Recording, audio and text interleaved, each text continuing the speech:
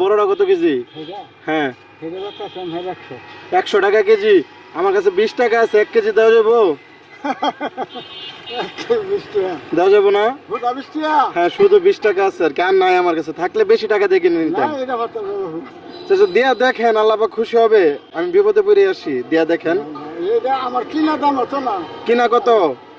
একটু সাইডে দাঁড়ান, কিনা কত বলেন? আপনার কিনা কত? কিনা 70 টাকা পাইকারি কিনা। কিনা?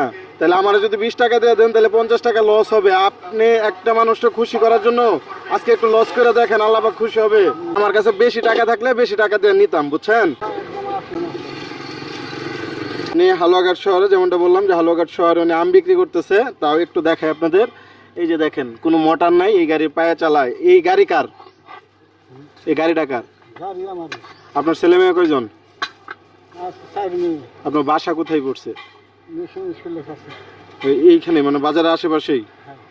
তো এই যে যে এই বয়সে এসে আম বিক্রি করতেছেন, তারপরে মোটরের কোনো গাড়ি না, পায়ে চালানো একটা গাড়ি, কষ্ট হয় না? সারাদিনে লাভ কেমন থাকে?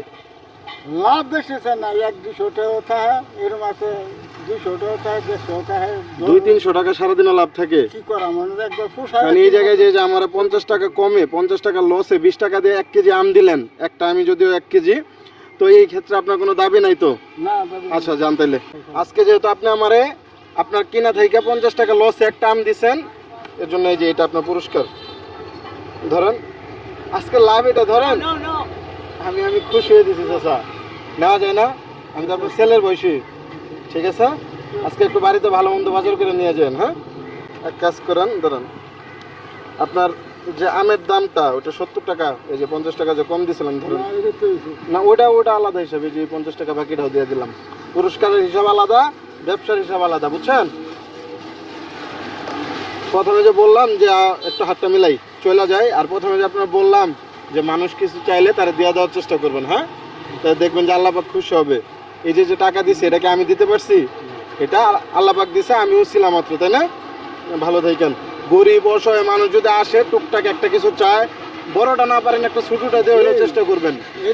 আপনি এটাও তো বলতে পারতেন আমারে যে 20 টাকা নিয়ে আসেন, আপনি এইখান থেকে একটু আম নিয়ে যান, ওইটা দেওয়ার আমার সামর্থ্য নাই।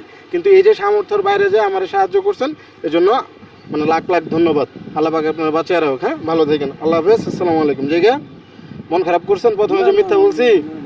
আচ্ছা, ভালো থাকেন, আল্লাহ হাফেজ।